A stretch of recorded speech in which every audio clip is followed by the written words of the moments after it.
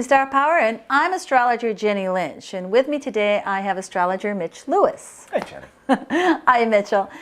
Mitchell came on the show today because he's been doing a lot of research on the aspects of 2010, and you've been lecturing about it for a couple of years already, that sure. we are coming into hard times. In fact, I remember when you predicted terrorism in America and just before 9/11. So Right in this apartment, as a matter of Mitchell, fact. yeah, Right on your show. right here. So if you're watching, then we know we've come a long way since that time, but yet we're headed for more action. So I was mentioning to Mitchell earlier that I'm having a hard time sleeping. A lot of my friends are having a hard time sleeping. And, you know, we attribute it to this tension in the sky. Right, the Saturn-Uranus opposition. Right. And as all astrologers know, Saturn represents stability and structure and foundation, and Uranus is just the opposite. It's instability, it's the need for expression without limitation. And when the two come in conflict with each other, something's got to give. And what really happens is two things. The Uranus works on the Saturn, creating instability to the Saturn, but the Saturn works on the Uranus, creating limitations to that expression of the liberation. And that's what creates the tension. This is one of the reasons why people are feeling very frustrated. When Saturn's around, you feel frustration, don't you? Of course, we all do.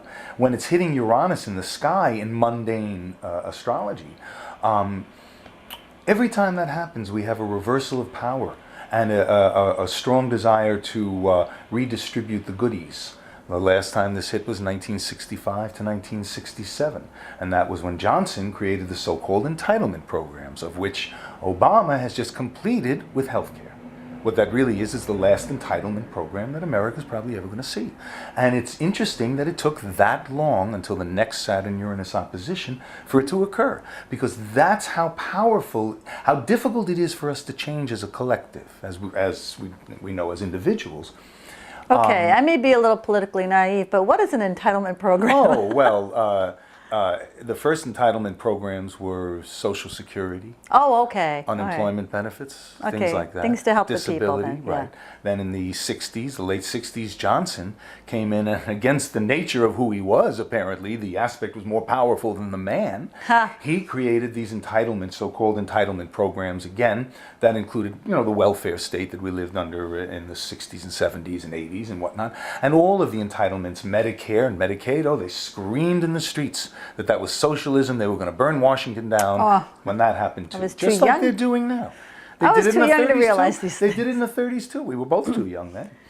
But the Saturn-Uranus opposition creates this real need to break free from the past to allow new awakenings, new beginnings. But all of these changes happen under stressful situations. You know, I noticed this year tax day is very stressful, and we have the tax party people out there and things like that. But the New York Post kept saying something like 40% of New Yorkers do not pay taxes at all. Wow. And then, you know, like when you get into these levels where it's so unbalanced, right? That it's on the shoulders of a few to you know, make payments for the rest, or that the rich, well, should we say that?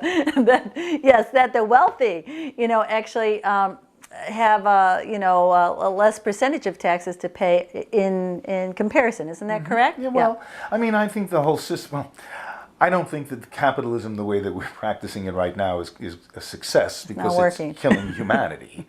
You know, Brazil has these machines. What they do is they go into the old forests, the old growth forests, and they build factories right there. They cut down the trees, they feed them right into the factories and create logs right there, put them on trucks, drive them along roads they've built, and they are stripping it the size of Texas every, I don't know how many weeks or months. It's very, very bad. Unsustainable. Right. And so in Iceland, we're just in time for our fourth Saturn-Uranus opposition. There's a volcanic eruption that may, we don't know yet, may be powerful enough in itself or lead to one next to it. There's another volcano that could lead to a year perhaps with no summer. But I want to lead up to this, Jenny. Okay. I'd like to take a look at this chart over here. Camera lady. Camera lady. This is the fourth pass of the Saturn, the last pass of the Saturn-Uranus opposition.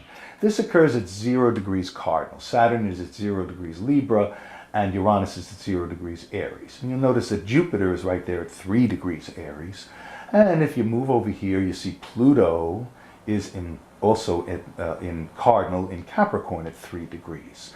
So you have an exact Uranus-Saturn opposition, an exact Pluto-Jupiter square, and the Sun, which is always, you need an inner planet to set these things off. The Sun is at 3 degrees that day. I don't know if it's going to hit that day exactly, but we'll see. In an inconjunct to Pluto.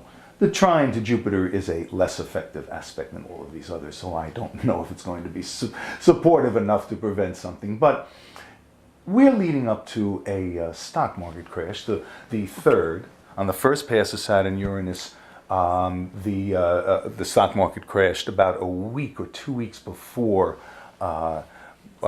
the aspect hit, and of course Obama was elected, and the election, right on election day, Saturn opposed Uranus exactly. I do remember. This is wonderful astrology. This is terrific. Anybody 100 years ago could have said, if America still exists on that, if that's election day, if they happen to know it was, something major is going to occur, and that nation is going to flip it right on its head, and it did.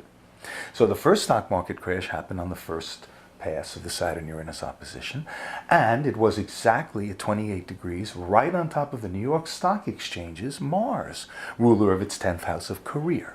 By the way, we know that the New York Stock Exchange was created, I don't have the date in front of me, but under the so-called Buttonwood Agreement, where under a buttonwood tree they shook hands, they started trading. And supposedly 10 o'clock in the morning, which is, you should look at the chart, it works beautifully. Anyway, the second pass, we had the second crash, which dropped the markets down, the S&Ps down to 666. Isn't that interesting? On the third pass, that opposition was actually creating benign, and I think it was in trine to America's Mercury. So the markets went back up.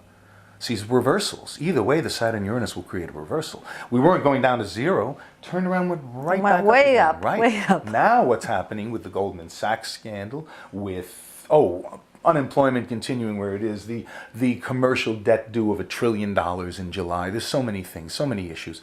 The Greek problem, which is only the very top of it. Portugal's under there, Spain's under there, they all are.